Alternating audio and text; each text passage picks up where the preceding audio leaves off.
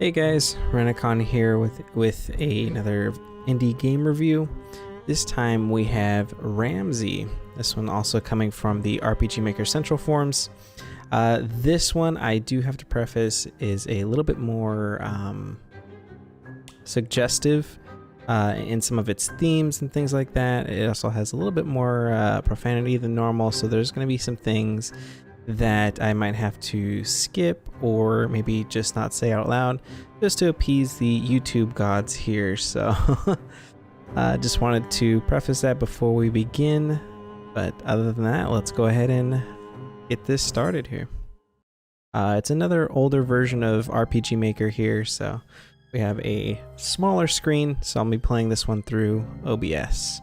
And as we can see there, it's B to skip, C to continue. Again, I have no idea what those are on a controller. Pressing B and C on my keyboard don't seem to do anything either. So just something to look at.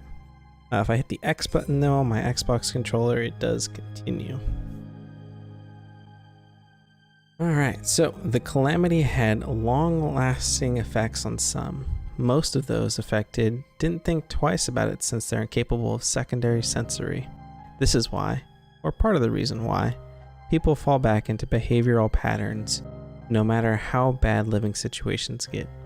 You can also blame specific people for facilitating the acceptance of such patterns, one being the advertising mogul Bernays. However, over time, people started to actually think for themselves, and about one in every couple hundred or so began to separate themselves from the cyclic patterns of behavior, thus finding their own way and their own freedom. Of course, such was never easy and often met high resistance that did, on occasion, manage to keep the separatists from succeeding. Of course, if all efforts were in vain, there would be nothing further to say, as information like this would not be allowed to escape the walls. This is the story of one individual who went from a slum rat within those walls to someone amazing, a heroine of some sorts. I was young when I first heard about life outside the wall. Of course, I knew the wall was not an actual wall, but a border that people only cross when traveling for cross-regional affairs or when fleeing the eyes. Back then, I only knew that there was a lot of beautiful scenery, and that was more than enough to drive me to want to see it with my own viscera. However, I also knew that it wasn't inexpensive. Word that a little bit differently. Whether I went on my own accord or via one of those guided tours. So I decided to save my money. None of that money would ever go towards such an excursion though. I had saved well over a couple thousand spleen, but then came the urges, the tells that would tell both myself and others that something was off. Of course, to me, what that was would be very different from what others would think. In retrospect, I could have handled a lot of it better, but I hadn't the knowledge of mannerisms and would be forced to teach myself those later on.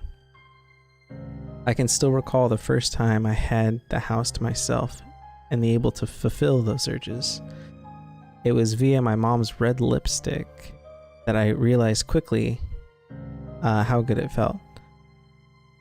Of course, I hid it as best as I could, but it wasn't long before I was going from slightly feminine to full-on feminine, and trying to hide it became very difficult.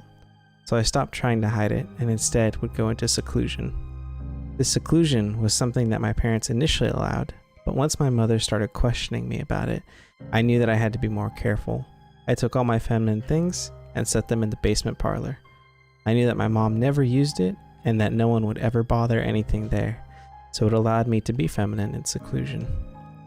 Of course, the door had no lock, so I always had to be careful not to attract attention, which I'd end up doing. Somehow, even though I closed all the vents, the fragrance I was wearing one night drifted up into the kitchen whilst Mom cooked. It was just the two of us since Dad had left the region for some business deal.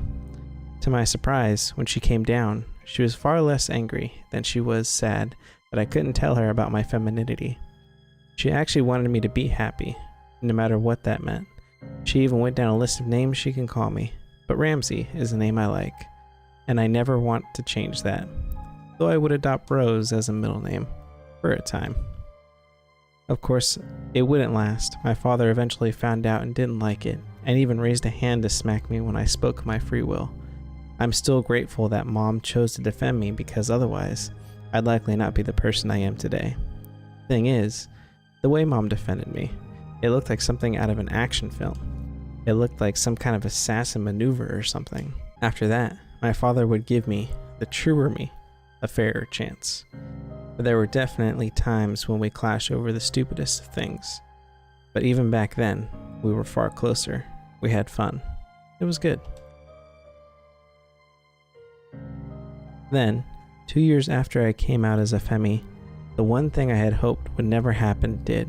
My father decided to follow the sheeple herd and fall into a pattern of behavior that was destructive to everyone around them. The same stupid people did before the calamity. Though this was at the same time Mother fell mysteriously ill. With her in the clinic, I only had myself to rely on, and I was still learning about so many things. My father became less and less of a father figure, and more of the I'm just a providing care type of idiot. We went our separate paths, and I was truly alone.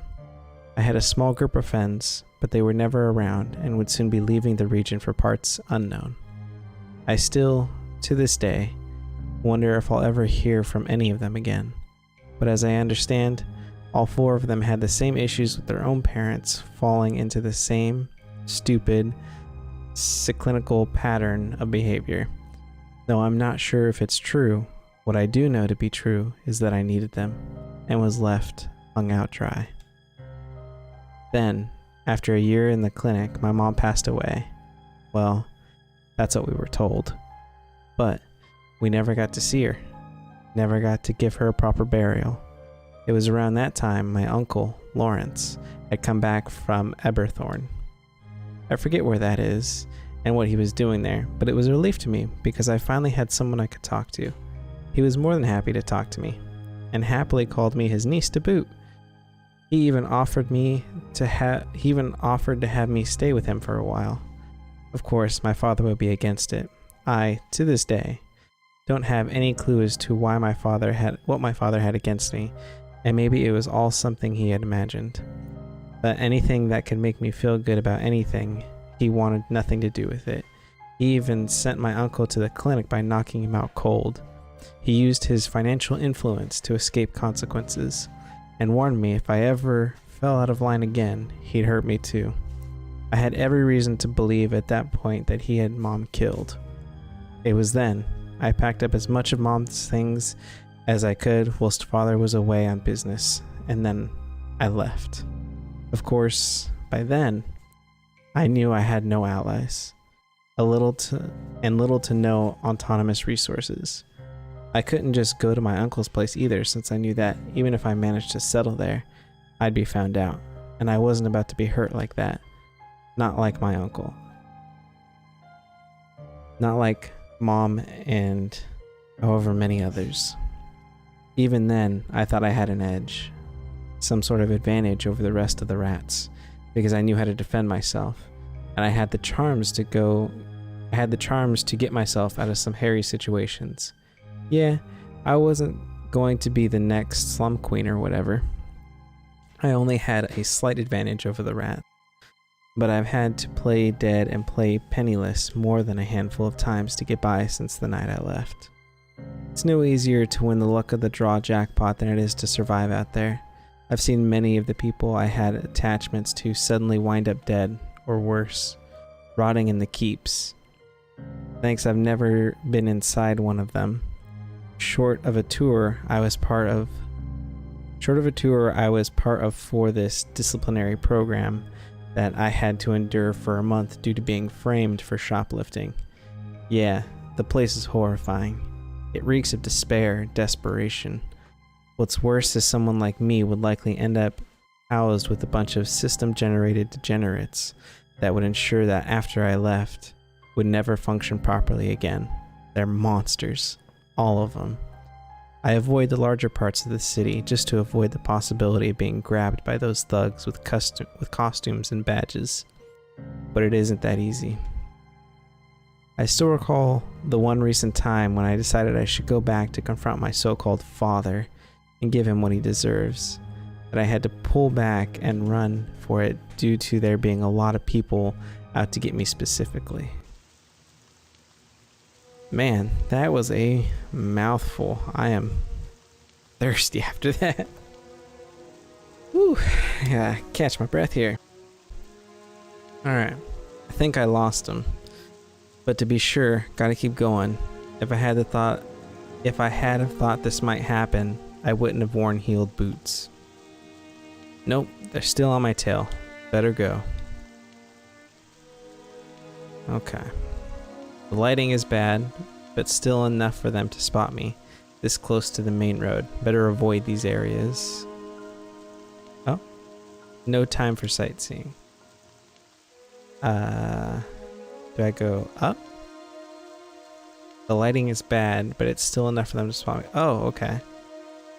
So I have to avoid the streetlights. Okay, that's cool. That's a nice mechanic. Do I go over here? No time for sightseeing. Okay. What about... Okay. Looks for now I'm safe. However, it's best if I don't linger here too long. I could either go south through Redderbuilt Estates or east on Redderbuilt Avenue. Either way, I still have to stick to the shadows. Am I being chased by the police? Is that what's going on? Oh, I remember this place. This is where some of the snobbiest wealthy people live. Other than looking down upon those they see as living lesser lives, they're not so bad. I mean, that's pretty bad, but okay. Even still, I cannot trust that even these fools haven't been put to the task. I have to keep from being seen. Man, what? I mean, we got framed for shoplifting. What else happened? I can't hear the sirens or radio talk, though that means little. Still, I don't think it's safe to stop just yet. Okay, so we are being chased by the police. To the east is Redderbuilt Square. I could potentially lie low there, though I'd have to take care in where I choose to lie low since the square is inhabited by vagabonds. I have nothing against vagabonds, but I don't fancy one confronting me over a place to sleep, because that never ends well. Ooh, what happened last time? Ah yes, I remember this place. My mother and I used to come here whenever we had time to ourselves. Can I sleep on one of the benches?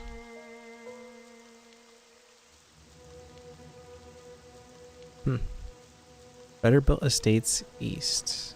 What happens when I go up to the door? I had my eye on a house like this some time back, a bit nicer than the house I once lived in, but also a bit smaller too. Since I'd likely be living alone, a smaller house would be easier to manage, but still, large enough if an unexpected guest or two were to show up on my doorstep. It appears the majority of these people are sleeping. I can rest easier knowing I'm not being watched here. I mean, is the world really out to get me? I wonder... So apparently there was some sort of calamity. So I wonder how big this community is.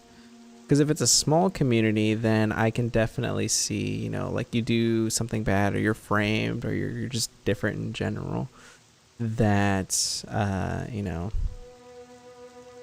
something like the whole community being, not bad, but I guess like wishing ill on you. I could see that being a thing, but until I know how big the community is, I wonder if it's not just thinking that the world is out to get me. Walking on the tarmac like this is not the best idea as I go towards areas of higher traffic. Okay. A tree's roots caused a water line to burst, so they had to uproot it. The little pond is pretty, but the soil is completely ruined. The shrine does nothing but block sunlight from reaching any soil underneath. Okay. What else? Let's see. Oh, I can walk through the tree? Oh, no, I can't. I just walk underneath it. Okay. No, I can walk through it. Sort of. If I go diagonal, I can walk through it. I go up here? No. Oh. This goes towards Redderbilt Avenue and the nightlife areas. Going south would be a more prudent option. Oh. I can't tell. This can't be my controller, right? Oh, no, that's right. I can't walk on the tarmac. Okay. This is the Redderbilt Complex. It's a large business office that mostly houses construction and other infrastructure companies, or, well, their construction departments, deliveries, and side job sites. They uprooted the tree and deprived the grounds of nutrients. Jerks. Yeah, what a bunch of jerks. Okay. This goes towards Sarodin Villa. Those people are statists and are likely keeping an eye out for me. To boot, they are also part of the 24-hour lifestyle crowd. So that means that they are those that are awake and doing their daily activities. It would be a really bad idea to even set foot in that area, even if it were to appear quicker route to Youngsfield Square. I'd better head south to Redderbilt Square for now. 24-hour club for lifestyle. That's interesting. To the south, just there, is Redderbilt Square. In reality, it's a bunch of storage sheds that vagabonds sleep in. Hiding there is my best shot, and I am quite tired. What square am we on? Okay. But not here, right? No. Alright, I gotta keep going south, I think. No, not that far south, apparently. Oh, okay. Oh no. The sirens and radio chatter are very near. I have to hide. If I don't, I'm screwed. I don't have much time. A few minutes, tops. Oh, there's a timer. I can hide here. However, this is short chat. I think the shadows may hide in. Elsewhere. Okay, yep. Let's try this place. I can hide here. However, there's a lot of open spaces to be. Elsewhere. Sorry, I'm just reading really fast. I'm just reading really fast because there's a timer now. Since only I can hide here in the short stack. There's a ledge I can hide behind since only there. Okay. Here seems pretty good. Hopefully they didn't bring their hounds. With any luck, the oinkies won't look in here at all. Turns out the cops were there to get the vagabonds to leave, and that's all. They didn't even think to search the other shacks. Bye. Oh. Well, this is the end of the demo. Don't worry, there's more where this came from, so stay tuned. Ramsey is just getting started with her adventure. If you haven't seen the last of me, count on it. Oh.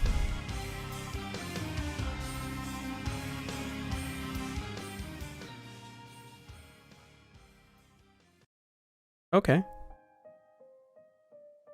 Well, yeah. Okay, that was a short one. Was not expecting that. There's not a whole lot to comment on gameplay wise as far as mechanics or anything like that. There was the light mechanic with the walking around and stuff like that. That was pretty nice. That was pretty nice. The story was very dark, but I mean it had a lot of what's the word I'm looking for? Meaning. There's a lot behind it. It was very filled with emotion. That's the word I'm looking for. where you just want to sit down and have a very emotional experience. I mean, me personally, I think that this would definitely be a game that I would play. It's kind of like on a rainy night, or something like that. Something where you're feeling emotions and things like that. I'm curious to see how long the game will be, version 1.0. On the itch.io page, the developer had said that the next update will be 1.0, so I'm curious to see how far along it is. But yeah, that'll be it from me, guys. I'll see you next time.